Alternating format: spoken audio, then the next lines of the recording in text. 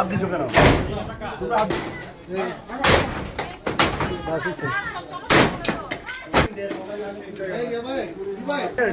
Police না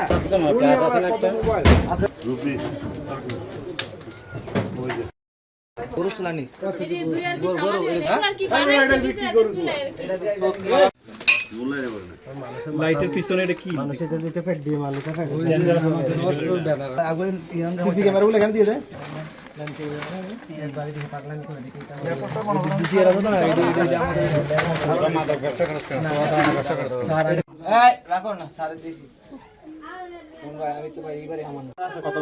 কালো তোর কি হয় আমার ভাই হয় আমি নিজে দিচ্ছি আমি সব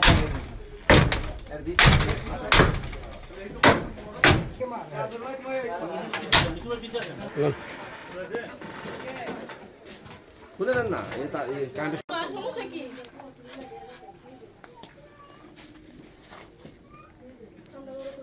এই দেরি নিয়ে আনি জানুম পাইছে যে তো জেলো তাতে শুনে না তো জেলো আমার ভিডিও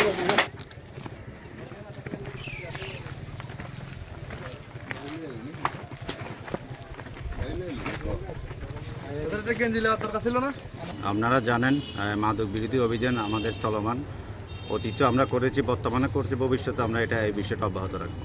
এবং আমাদের কাছে গোপন তথ্যের ভিত্তিতে এই যে আমাদের এই এলাকায় বর্ডার আশেপাশে কালো নামে এক মাদক ব্যবসায়ী, যে সে তার বাড়িতে সিসি ক্যামেরা লাগিয়ে সে দীর্ঘদিন ধরে মাদক ব্যবসা করতেছে বলে এরকম কথা আমাদের কাছে তথ্য ছিল।